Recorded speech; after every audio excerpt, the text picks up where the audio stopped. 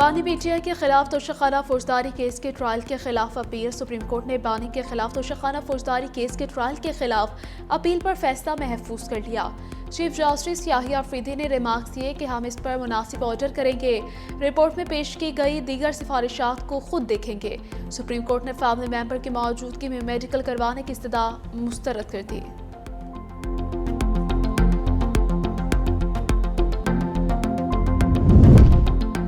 हसीना वाजिद की इक़्तिदार से बेदखली के बाद बांग्लादेश के पहले आम इंतखाबात पोलिंग का अमल जारी। जेएमसी पर मुश्तमिल जमात नेशनल सिटीजन पार्टी के कन्वीनर नाहिद इस्लाम ने वोट कास्ट कर दिया।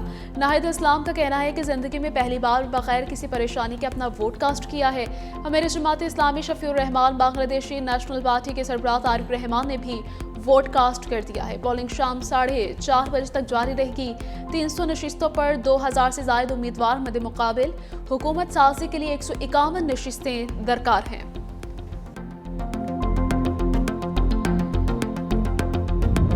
तालिबान रजीम का जबर, नाइंसाफी और शिद्दत पसंदी अफगान तबाही के दहाने पर। आलमी जरीदे ने अफगान तालिबान रजीम के मुजालिम शिद्दत पसंदी नाअहली को बेनकाब कर दिया है। अमरीकी जरीदे यूरेशिया रिव्यू के मुताबिक अफगानिस्तान संगीन बहरानों से दो चार है। तालिबान रजीम को ना ही बैनुल अक़वामी और ना ही अवाम का एतमाद हासिल है। तालिबान क़यादत में दरारें बरकरार हैं। अफगानिस्तान में फितरतुल ख़वारिज समेत 20 से ज़ायद दहशतगर्द ग्रुप फाल हैं। गुज़श्ता साल अफगानिस्तान सबसे ज़्यादा मनशियात पैदा करने वाला मुल्क रहा। तालिबान रजीम अफगानिस्तान को इंसानी, मुआशी और सलामती के बहरान में झोंक रहा है। माहिरीन के मुताबिक तालिबान का निज़ाम ना इस्लामिक की हकीकत नुमाइंदगी करता है और ना ही इंसानी इक़्तिदार के तकाज़ों पर पूरा उतरता है।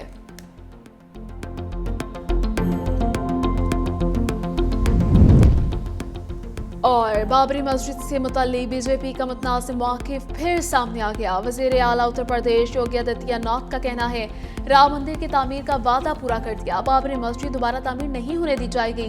1992 में बाबरी मस्जिद की शहादत के बाद होने वाली फसादात में हज़ारों अफराद हलाक और ज़ख्मी हुए थे।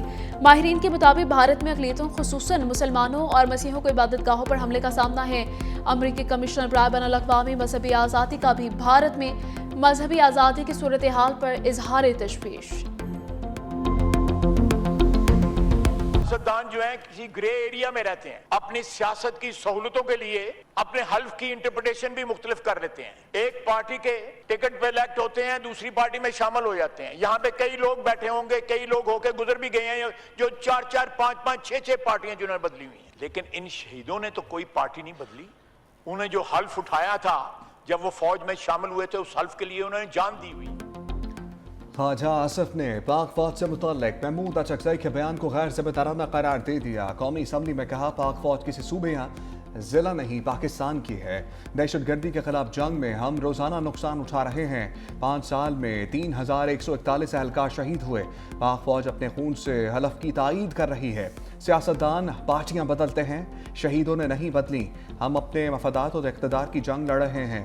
बलूचिस्तान में पंजाबियों के कत्ल हुए, लेकिन हमने सुबायत का रंग नहीं दिया। महमूद अचकज़ई नजरियात रखें, अटैक ना करें। स्पीकर अयाज सादिक ने कोरम की निशानदही पर अपोजिशन की एक ना सुनी। पाक फौज के शोधा के हक में मुतफ़क़ा करारदाद मंजूर। फौज को सियासत में क्यों घसीट रहे हैं? पीटीआई चेयरमैन बैरिस्टर गोहर का सवाल। पार्लियामेंट के बाहर इजहार ख्याल करते हुए कहा कि हमारे घरों पर कब्जा हुआ और हम गद्दार हैं। आज ख्वाजा आसिफ ने बरादरान यूसुफ का किरदार अदा किया है। हमें चाहिए था कि दहशतगर्दी के खिलाफ एक पैगाम देते। एक वफाकी वजीर ने कहा कि दहशतगर्दी के पीछे पीटीआई है। दहशतगर्द जहां भी हैं हमारे दुश्मन हैं। ख्वाजा आसिफ ने आज तकसीम पैदा की।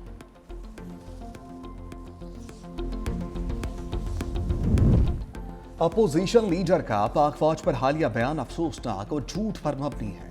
सिक्योरिटी ज़राए का 2 टोक मौक़िफ़। लाहौर में मीडिया नुमाइंदगान से सिक्योरिटी अहदेदारों की मुलाकात। कहा, बातचीत तमाम सियासी जमातों का इस्तेहकाक है, सियासत से फौज का कुछ लेना देना नहीं। कानूनी और कोर्ट केसेस और इससे जुड़े तमाम मामलात का फैसला आइन और कानून के मुताबिक अदालतों ने करना है। कोई बयानिया फौज और अवाम के रिश्ते को कमज़ोर नहीं कर सकता। हमारा बयानिया सिर्फ पाकिस्तान है। तमाम स्पॉन्सर्ड दहशतगर्दी के पीछे भारत का हाथ है। तरलाई अवाम बारगाह के हमलावर को ट्रेनिंग अफगानिस्तान ने दी। बैरूनी और अंदरूनी साजिशी अनासर के खिलाफ सख्त कार्रवाइयां नागुज़ीर हैं। गुड गवर्नेंस सी दहशतगर्दी को जड़ से खत्म कर सकती है। खैबर पख्तूनख्वा में दहशतगर्दी पर काबू पाने के लिए नेशनल एक्शन प्लान ही कुंजी है।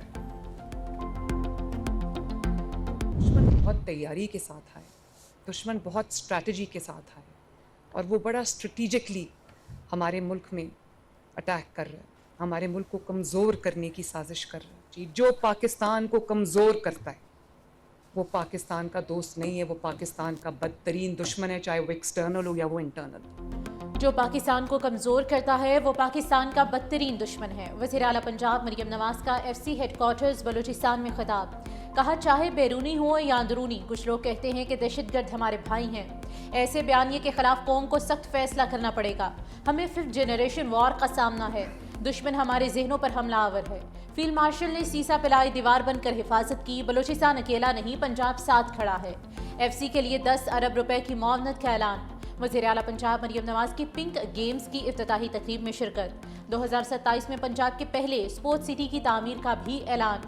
کہا عورت ملک بھی چلا سکتی ہے, صوبہ بھی چلا سکتی ہے, وزارت بھی چلا سکتی ہے اور جنگ بھی لڑ سکتی ہے. میرٹ اور ٹیلنٹ کی کوئی صنف نہیں ہوتی.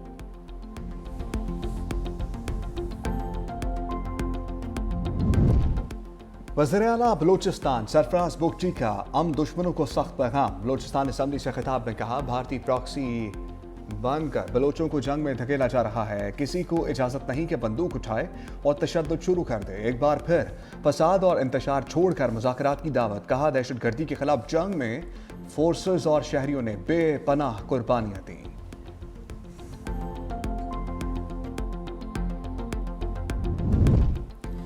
امریکی صدر ڈونلڈ ٹرمپ سے اسرائیلی وزیر اعظم کی وائٹ ہاؤس میں ملاقات. نیتنیاہو کی امریکہ ایران جوہری مذاکرات پر اثر انداز ہونے کی کوشش. مذاکرات میں شامل امریکی نمائندے اسٹیو وٹکوف اور جیرڈ کشنر بھی ملاقات میں موجود. نیتنیاہو نے ملاقات سے پہلے یون میں کہا تھا کہ امریکہ کو جوہری مذاکرات کے حوالے سے اسرائیلی موقف کو بھی اہمیت دینا ہوگی. اسرائیل کسی صورت ایران کے جوہری پروگرام کو برداشت نہیں کرے گا.